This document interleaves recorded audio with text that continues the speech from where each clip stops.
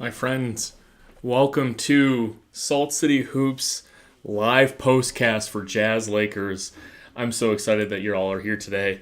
Kind of an impromptu one today. I started this game about 80 minutes late. I play saxophone like a true jazz fan should, and I had a little band rehearsal. And I got home and I went straight to my computer and I just started fast forwarding as quickly as I could through free throws, out of bounds, commercials, halftime, and everything. And I got live about 6 minutes left in the fourth quarter. And it's funny when I do this a lot, especially with East Coast games. You know, I put my kids down and sometimes I start games at like 7:30, right? So I'm always fast forwarding, but you can usually catch up around halftime. This was a mad dash. So it was funny with this mad dash to just like furiously fast forward. So like I've really taken to heart Ricky Rubio's mantra that he used to say when he was with the Jazz, and I think before as well, before he came to the Jazz, which is never too high, never too low.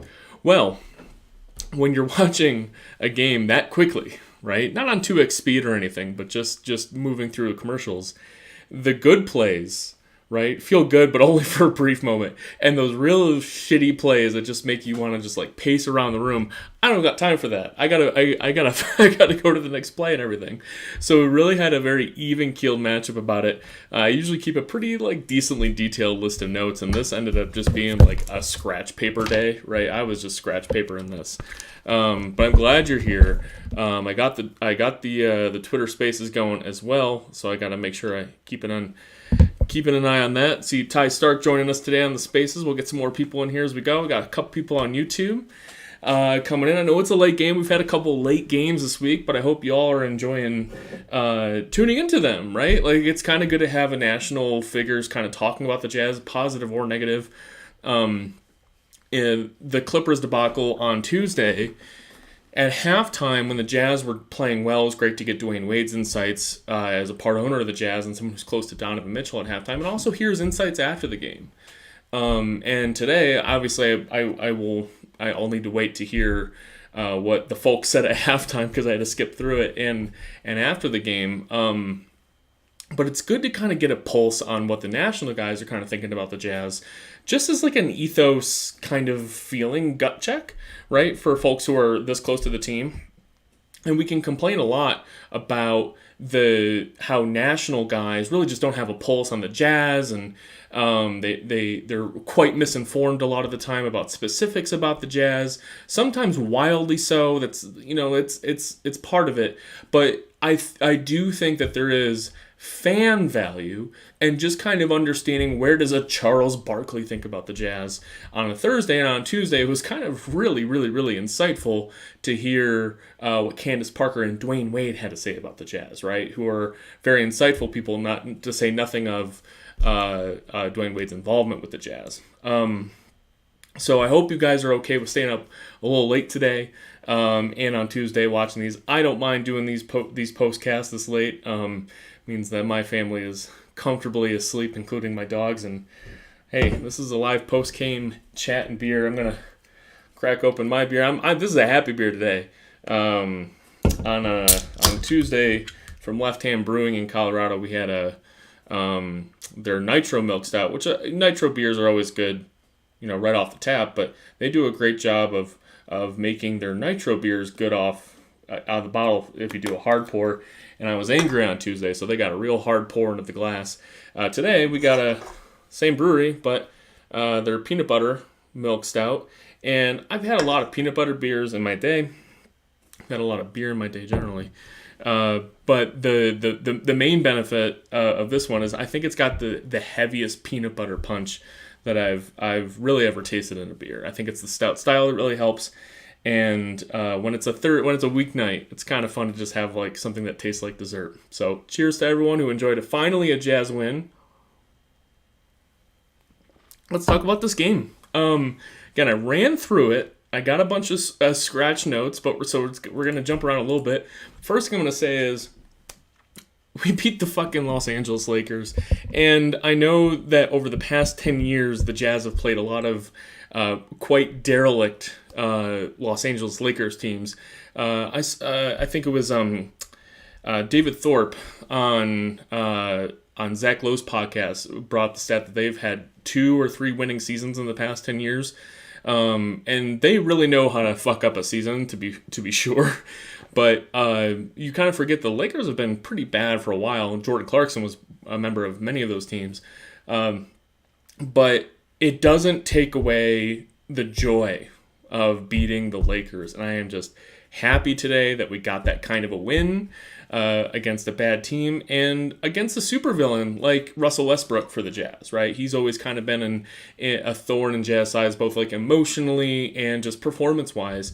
And I know Russell Westbrook is having just a disaster of a season. And while I enjoy Russell Westbrook as the villain, and I don't particularly like him, I'm a pseudo Nuggets fan because I live here in Denver. I see them all the time. Russell Westbrook has just destroyed the Nuggets whenever I see him. And it's good to just see him fail, though, against the Jazz, where he's going to have lots of highlight reels, first ballot Hall of Famer, that kind of thing. But and he's a remarkable person off the court. If you've never read anything that any of his old Oklahoma City folks, those beat writers used to write about him and some of the exposés that they did about his person. He is actually off the court a 10 out of 10 person. Just like kind of on the court, he becomes just a huge supervillain. So it's great to just get the win against a guy like that. And I'm happy, and I'm taking another sip of beer because I am just happy about this, man. So, the game. I think we got to go player by player. And I'm going to start out with Rudy Gobert because I think if you watch the game as like a neutral fan, the neutral fan is out on Rudy Gobert, right? Like if you're talking about a guy who watches, I don't know, 50 NBA games of all teams before the playoffs, right? A guy who's probably seen 30 ESPN games, a dozen TNT games. Maybe they got league pass. They probably don't. Like, they're out on Rudy Gobert as just like a player. Like, we've known this for a few years now. But if you're tuning in, you're a West Coast guy, you don't like the Lakers, you don't like the Jazz, you're tuning in, you saw what's going to stick out in your mind is some of the plays that we see every night from Rudy where he gets punked, he looks weird, he looks off balance, he turns it over, if he gets slightly off balance, he can get nudged. Russell Westbrook had a mid-range jumper against him. I'm stunned that the TNT crew, including Stan Van Gundy, who's very astute with noticing these things, Russell Westbrook's jumper had an aggressive elbow, full arm shove that didn't get called. I don't give a shit about the officiating generally most nights. Sidebar, the only time you'll ever hear me complain about officiating is if they make a weird call regarding taunting or something, or the other way around when they let a player just kind of run his mouth over and over and over again, and they have like this. I will never begrudge officiating when it comes to just making foul calls. Like that just happens. You got to be better than the referees in that case. So yeah, it was a huge shove off, but for a lot of casual NBA fans are going to see like Russell Westbrook got Rudy. Right? But we saw Rudy Gobert match up against Russell Westbrook a dozen times today, and you saw passes, you saw just clank jumpers, a good performance from Rudy against Russell Westbrook, including on the other end of the court, right? And I'll get to that, I think, in more detail in a second, but you saw Rudy Gobert get the ball in the paint against a very small, very switchy Lakers defense, and he didn't let Russell Westbrook get the best of him. So that was a good matchup for Rudy, but otherwise you saw, I don't know, 6, 7, 8, 9 weird Rudy plays that for the average fan is going to say that same old Rudy Gobert. The dude had 25 and 17 today, right? And Rudy's best games are just ones you don't totally notice outside of an amazing defensive stop, maybe a great play here and there offensively where he's able to do a great pick and roll play where he takes even just one dribble. But every game he has his share of Well, there's our same old Rudy Gobert. For the average fan, they're looking at those negative plays where he just looks off balance, and I think that's actually the source of why people think he's a bad basketball player, is because I mentioned this on Tuesday. He's got 3 attributes of general basketball playing just maxed out to the moon, right? And some of the other core skills of playing basketball, he is a 0 at, and so his size and his skill and like what he's good at makes him a very awkward fit when it comes to just like if a play does not go exactly how it intends for Rudy, or even slightly how it's not supposed to go for Rudy, he looks weird, right? Or if he's defending a guard, a small on the perimeter, right? He's so awkward in his movements that he is playing amazing defense, and he's sure of himself. He's not off balance. He has an amazing core. He's amazingly in shape, but he looks weird guarding people sometimes to the average fan that looks like shit. So today he scores 25 and 17, but playing against a small switchy team in the Lakers, where their bigs were Dwight Howard and Wendy and Gabriel, and even for a stretch they were playing Carmelo Anthony at center. You end up with a situation where he'd get the ball in a not a post-up situation, but they pass the ball around, and he'd end up with the ball. He'd catch the ball on the block with a guy like Malik Monk or DJ Augustine on him, right? But because he felt that arm in his back, he passes it out, right? And so his 25 points were when he was able to get those deep seals. And this is something I've retweeted from Coach Jones, Steve Jones on Twitter, just an amazing follow. Really educates me about the game a whole lot. Former NBA scout. I don't think he was an NBA coach at one point, but he has a lengthy basketball background. His issue with Gobert is that he doesn't seal the smalls, right? So you can bitch all you want about Rudy Gobert not getting the ball against smaller players, but for a guy with 0 post-up ability, his effort needs to be, the defender needs to already have their ass in the basket. And he hasn't been doing that for the last 4 or 5 months. He was amazing at it in the playoffs. And not against switchy international play. He would do it against 6'8", 6'9", 6'10", or other opposing centers where he's used to NBA physicality. And those Euro guys or international players, they're no joke physically, but because he's used to just being destroyed all the time down low, in the Olympics, he sealed those guys under the fucking basket. And you could give him the ball, and no matter how awkward he's going to be on a post-up with the ball, he doesn't have to post up. He just has to be 7'2". Or 7'1", whatever he is, 7'8", 7'9" wingspan, right? And just put the ball in the hoop. And he did that today. And those are unremarkable plays, though. So the average fan sees, oh, Rudy dunks, Rudy layup, Rudy dunk, Rudy layup.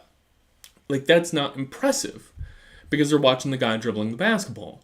But finally, you saw him have a Malik Monk or a Trevor Ariza or a Carmelo Anthony, like going up a little bit bigger, even a couple times on Wendy and Gabriel. And he put those guys' ass in the basket long before he had the ball. And that's important because for the past several months, he'll get a guy putting his elbow, like I mentioned this earlier, like there was one time he got on the block, he felt DJ Augustine's arm on him. And he wisely passed it out because he can't post up a toothpick, right? There was one time, sidebar, that he had the ball. Russell Westbrook was defending him on the block. And he took a couple dribbles, feigning a post up. I actually think he was intending to post up. And he got shoved 6 further feet outside of the paint against a guarding. Russell Westbrook's a great athlete, but you're 270 pounds, right?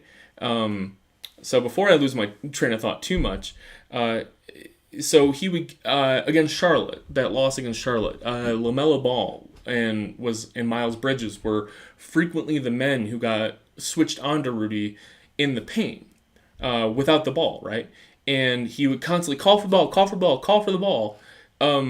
But if the ball was passed to him, he made no progress moving in towards the hoop, and it was just a situation of he didn't move these men back under the basket. He didn't just shove them under the basket, just, hey, give me the ball, I'm literally right here. And it is a strength of his. Like we saw in the Olympics, which has been so confusing. And I know it's so exhausting to do what he does day in and day out. But if he wants to score baskets in these switch situations, he's got to put in a ton of work. And if he's able to put in that kind of work ceiling, it's not necessarily that he's going to get the ball every time, but you end up in these situations, think about the reverse, where the ball handler now has a larger, slower defender on them. And instead of driving into the paint where LaMelo Ball, let's use LaMelo Ball for instance, he's not a great one-on-one defender, but he's smart, he's very pokey with his hands. He's guarding Rudy in the middle of the paint or even close to the free throw line at this point because Rudy hasn't sealed him. So the ball handler will blow by his guy, but who gets to pick him up? LaMelo Ball. And so if the ball handler thinks, well, okay, so LaMelo switched off of Rudy, so I got to get the ball up to Rudy. Well, the guy who was defending the ball handler has now recovered and can cover Rudy now, and the entire play has gone to shit.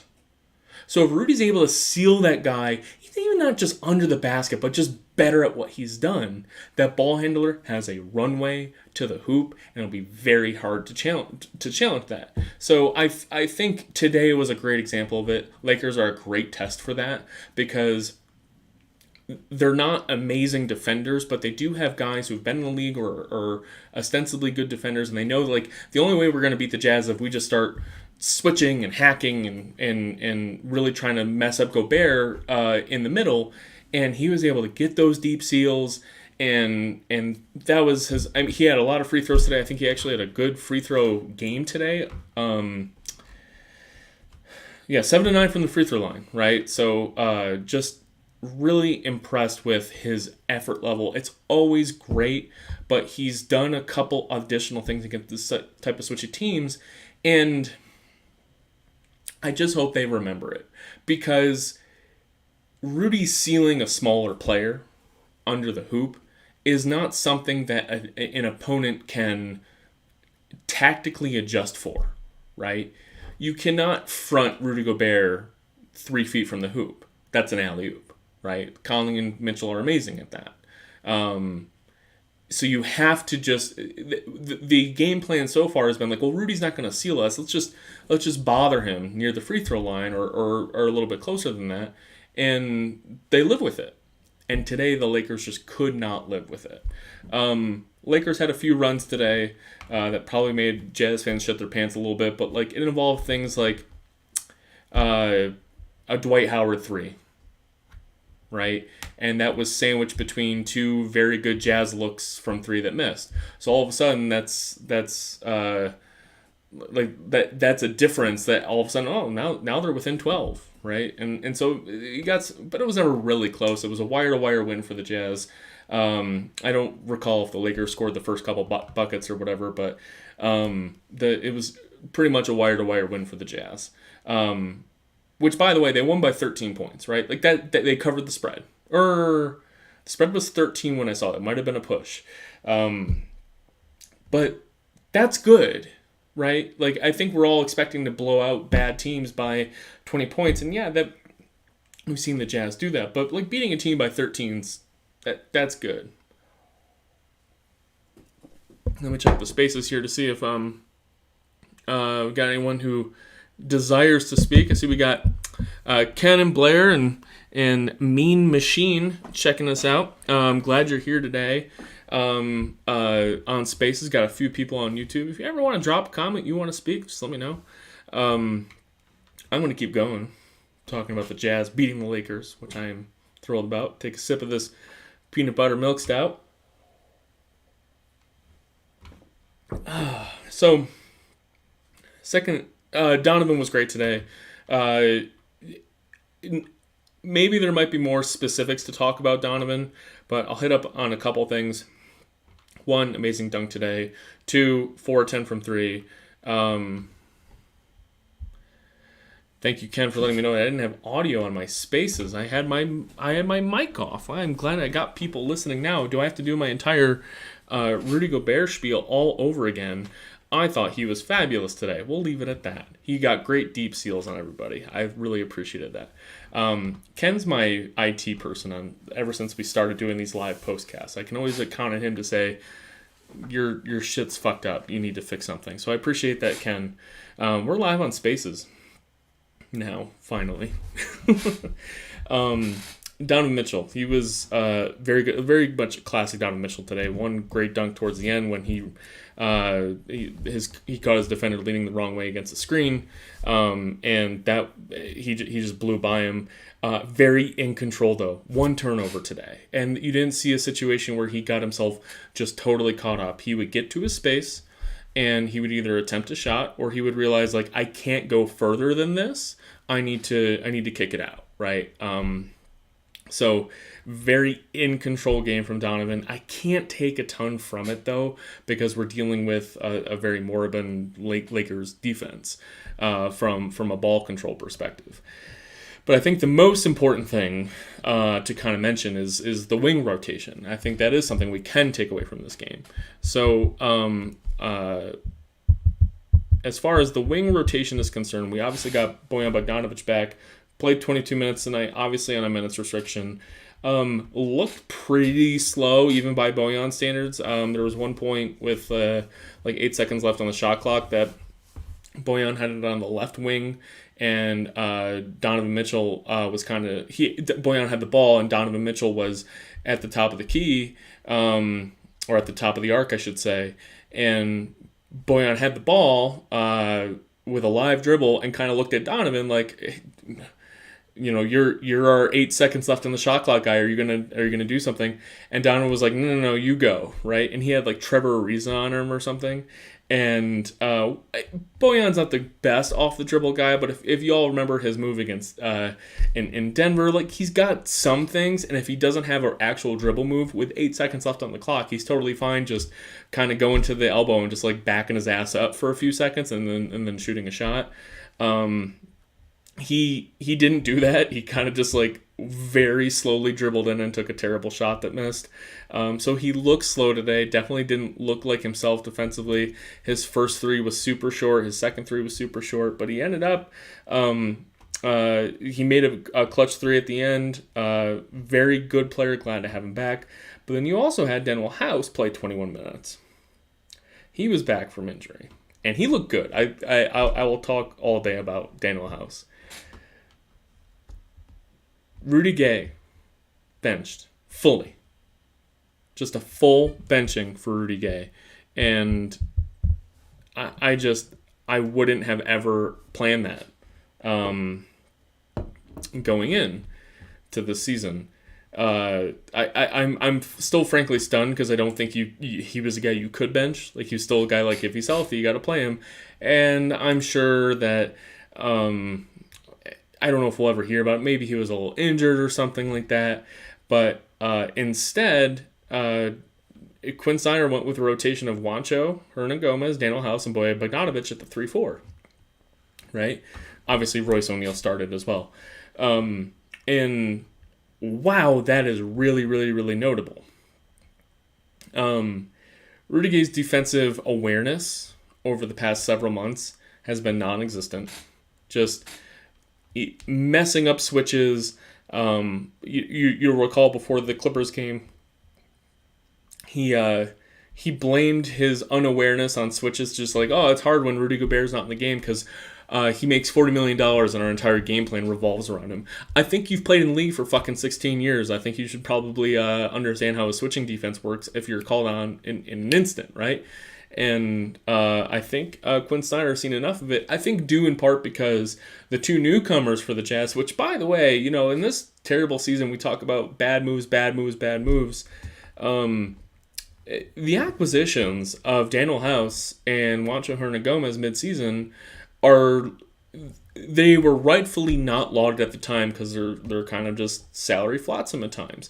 They can play NBA basketball.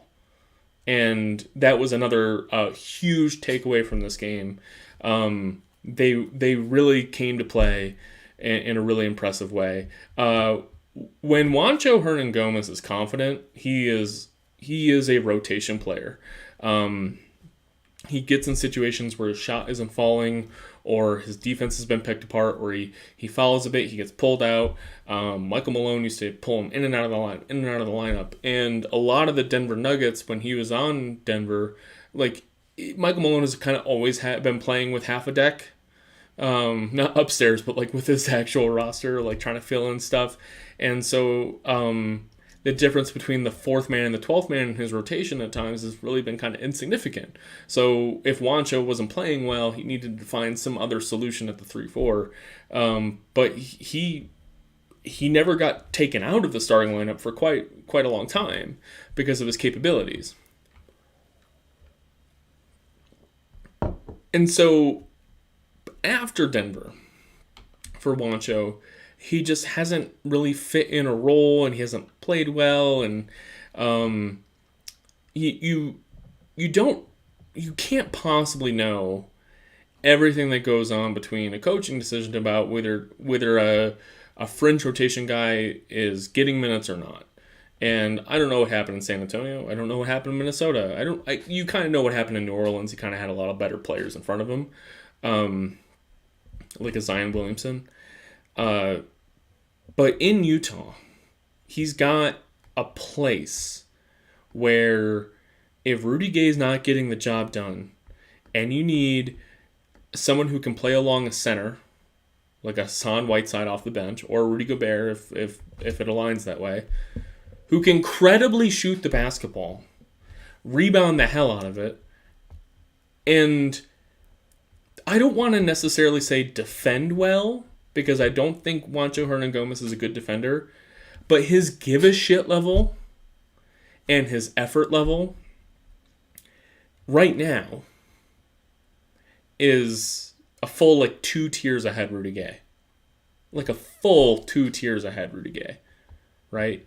If Hernangomez screws up, it's usually because of fouling. He's got long arms and he kind of makes some mental mistakes that way, but you don't really see him screw up a switch. Even like this new with the Jazz, right? He kind of understands a lot of what's happening here, and I think that's really, really impressive. And I've really enjoyed watching him play.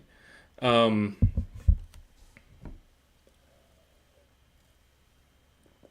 he got the minutes over Rudy Gay today. Daniel House obviously playing the 3 for a lot matters, and when you get enough players playing like that, Rudy Gay just ain't gonna play.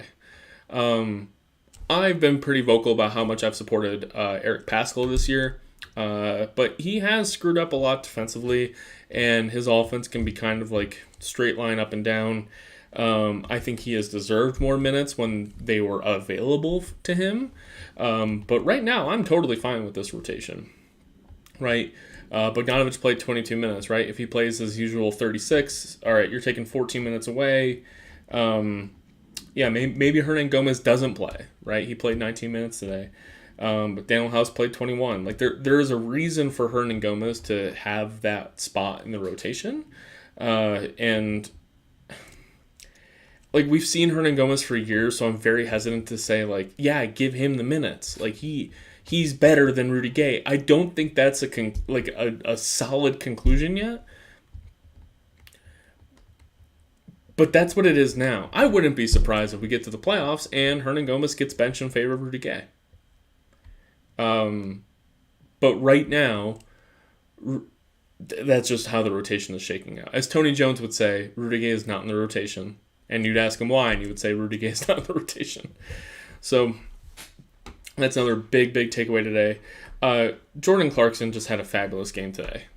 8 of 16 from the field, 3 of 9 from 3, 1 assist, 1 turnover. You're looking at being like, it's kind of an okay Jordan Clarkson game.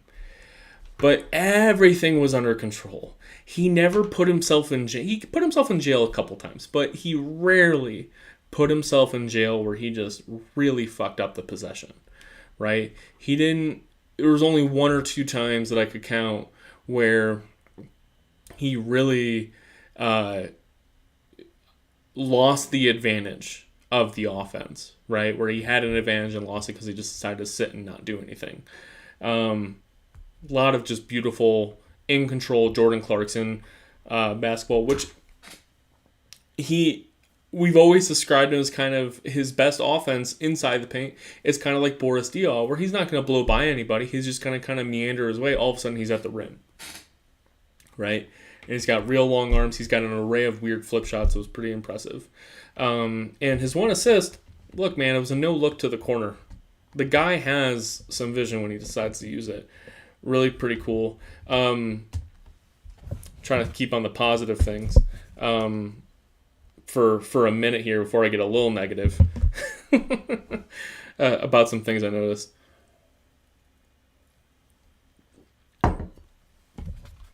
At one point, the Lakers were playing a lineup that included Russell Westbrook, Dwight Howard, and Stanley Johnson. And they were actually getting some decent looks against Utah, and I thought there were some defensive failures involved in that. If you got three guys that can't shoot threes, there should be no one getting good looks. And they had on one of these possessions, Malik Monk had a wide open three, and I have to look at the tape to see exactly what the issue is with that, what happened there. But that's one of those plays that you're going to look back on and be like, well-coached team, and this isn't necessarily Quinn Snyder's fault, but when I say well-coached, I mean like also involves like a well-executing team, doesn't give up a wide-open three to Malik Monk when you have Dwight Howard, Russell Westbrook, and Stanley Johnson on the floor. So I thought that was frustrating. Royce O'Neal. Team high, plus 18 today. Dude got beat off the dribble a lot. He got beat off the dribble quite a bit. It's been his bugaboo this year. Probably the worst he's been in his career, just getting beat off the dribble. He was matched up on Russell Westbrook quite a bit. He guarded Malik Monk quite a bit. He guarded Taylor Horton-Tucker quite a bit. It's not that you can pick on Royce because it's not like, oh, great, got Royce O'Neal on me. I just got to do one simple crossover. I'm at the rim. It's more that if you're able to put a solid screen guarding him, or if you're able to confuse him with some sort of action, then he's just flat-footed a lot, right? And you end up with guys like Russell Westbrook just being able to blow by him. DJ Augustine got by him once. He's the perfect fifth guy on the Utah starting lineup because he never screws up. Well, I can't say never because we've had quite a bit of it this year.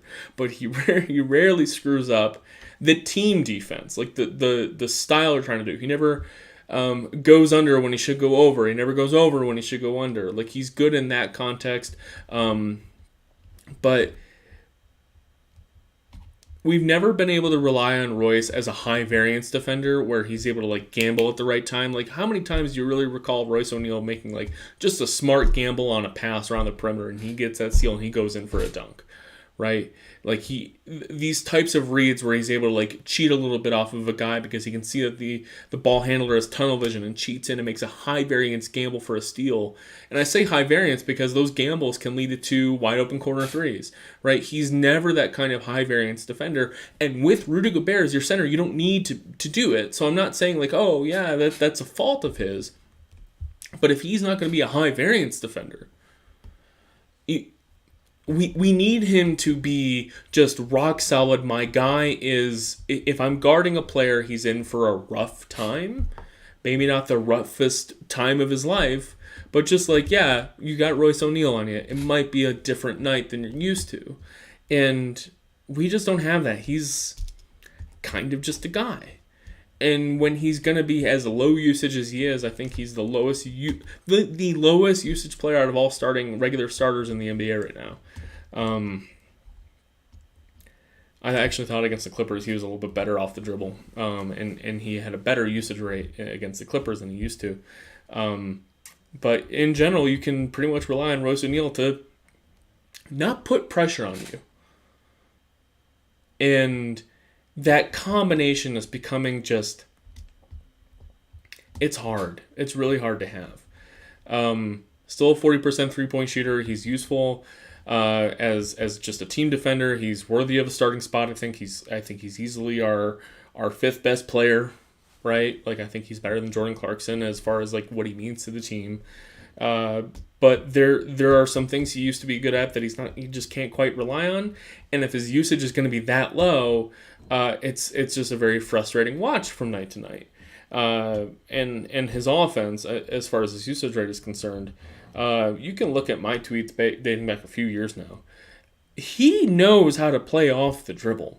Like, his finishing can be kind of funny and suspect, but he makes interior passes. He's very good at doing that. He knows where players are to making passes on the perimeter. Also, the dude can get up. Like, he has a good dunk package. Even if his layup package is kind of, he won't get some clinkers. We have one today where he have some clinkers. The dude can get above the rim and put pressure on the team, and he's fast. He's got hard dribbles where he just powers his way really quickly. He's not a meandering guy like a Clarkson or a Bogdanovich. When he puts his head down, it's like he's there. He's fast and he's physical. And so I find his low usage rate to be really disappointing when the Jazz get the blender going. This is something everybody knows at this point, but he'll get the ball as the fourth pass in the blender and just have a wide open shot attempt. And if that ball doesn't hit him in the hands just so, he's not shooting it. And that can be really, really, really frustrating. So I thought today was not his best game defensively, personally. But I really think that he's got a little bit more verve offensively they can give us. And I think his defense, we're going to need to figure out how to do this whole perimeter defense thing. And I think the next guy we should talk about then is Daniel House. The reason Daniel House really fits in well in Utah is he is a high variance defender.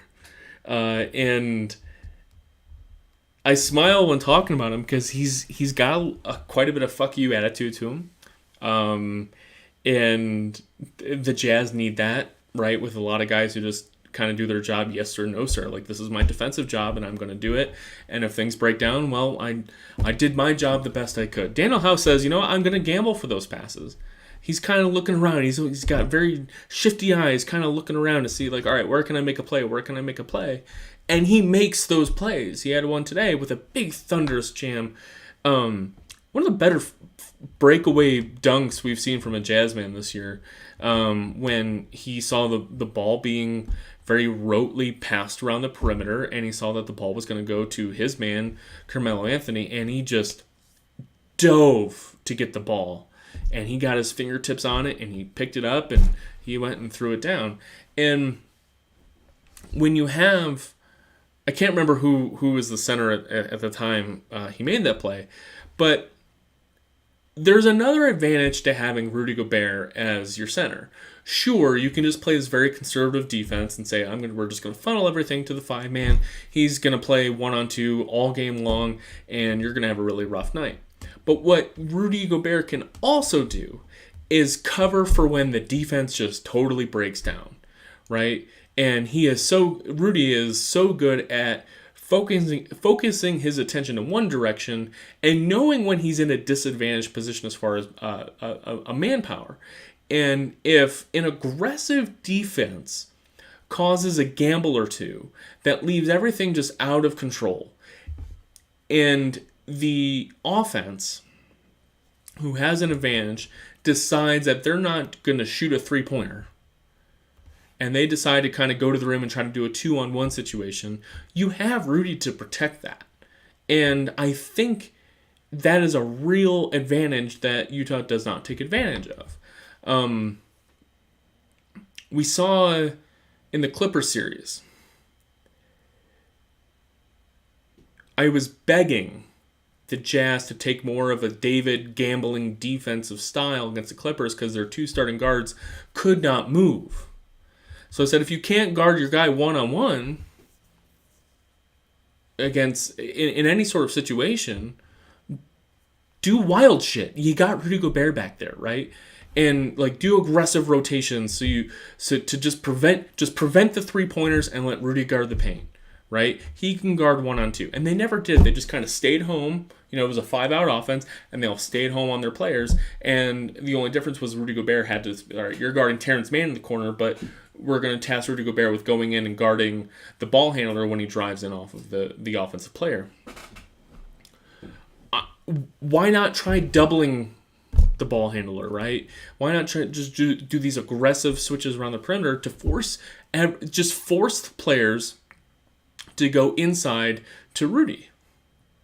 And so a guy like Daniel House, he makes those aggressive plays. On top of being a super give a shit on-ball defender, right? If he's not gambling and he knows like, okay, so my assignment here is to go over this screen and just keep this guy from getting an easy three off. He's better than most Jazz rotation players at getting over screens, at guarding his guy one-on-one. And even if he gets blown by just as much as anybody else, really, his give a shit level is just continually just high. And so if he gets blown by, he just is sprinting back and making that layup attempt just 10% more difficult. And if you got Rudy Gobert back there, maybe that 10% more difficult is a force multiplier with Rudy Gobert at the rim.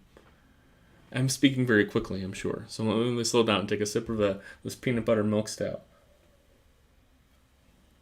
I just think that after years and years and years of Quinn Snyder conservative defense, Rudy Gobert back there in the paint, you just need to try some different things. And I think it's not necessarily a coaching thing, but maybe a personnel thing. And Daniel House playing a wildly different style of on-ball defense than a guy like Royce O'Neal confuses an offense, allows Rudy Gobert to play a different style defensively. You don't really know exactly what you're going to get. And Utah's not first, second, third in defense anymore. They're 10th. I know a lot of that is deflated by the rough January and everything when we didn't have Donovan or Rudy and many other players. But they're 10th in defense. That's not 5th. That's not 7th, which is where teams who go through rough patches end up being. They're 10th. And I think when you get into the playoffs, and especially when you go against a Phoenix Suns team that just destroys Utah in the mid-range because they know, well, we know where Rudy's going to be, we know where our on-ball defender's going to be. If we set this screen or we do this action, we're going to get this shot, and we're going to make those shots. Maybe it's time to do just something different. And Daniel House is a good source of that. He's also just fun, right? I can't say the same thing about Bogdanović because he's so, Eastern European, Slavic, stoic. Daniel House is fun. He's got this weird energy to him that I really enjoy watching. And again, I'll continue the direct comparison to Royce O'Neal. I mentioned Royce O'Neal's low usage, right?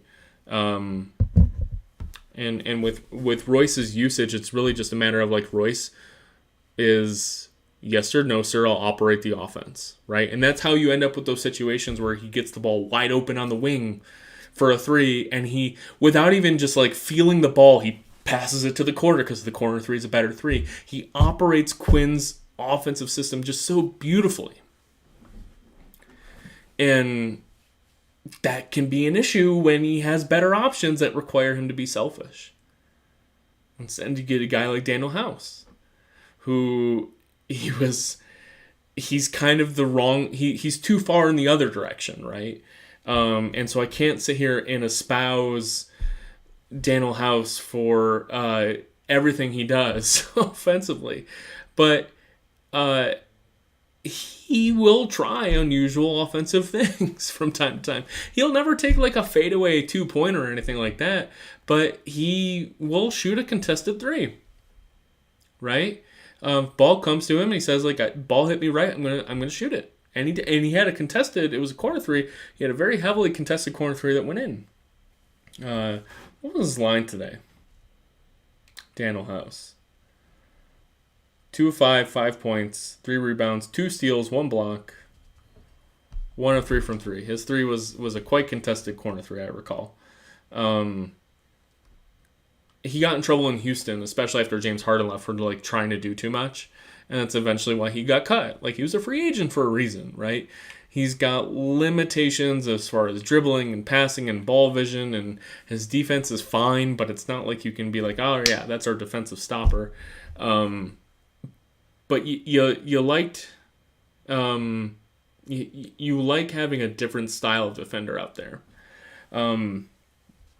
So against a terrible Lakers team, you kind of have to look at this and be like, what was today? Like, can we take anything from this other than just like a win against a bad team?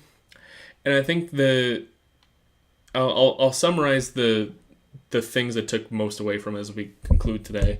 Unless anyone wants to mention anything as a comment or on the spaces here. Here are my main takeaways.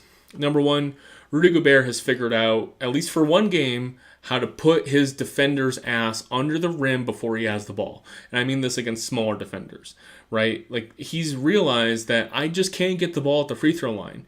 I got to do what I did in the Olympics and put my smaller defender under the rim, and I'll either get the ball and have an easy basket. That's how I got 25 points today and 17 rebounds.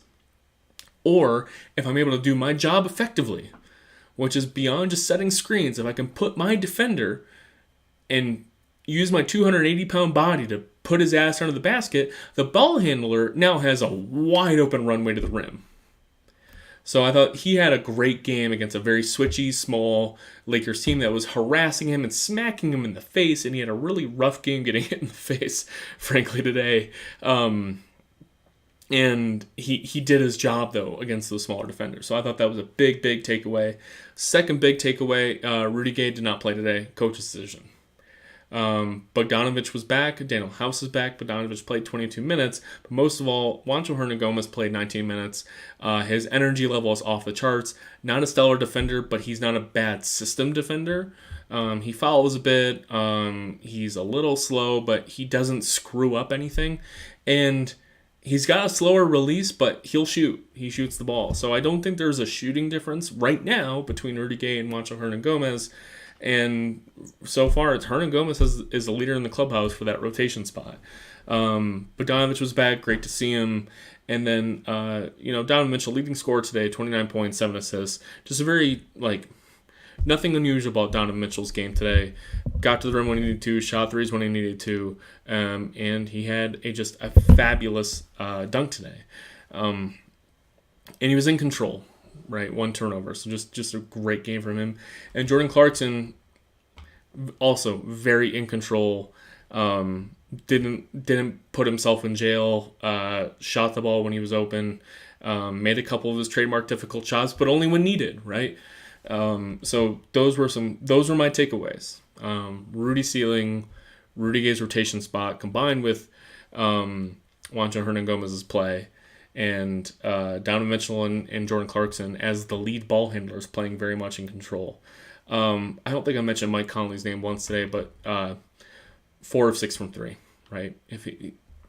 The dude is fine. We're all kind of lamenting Conley's March and his February to some extent.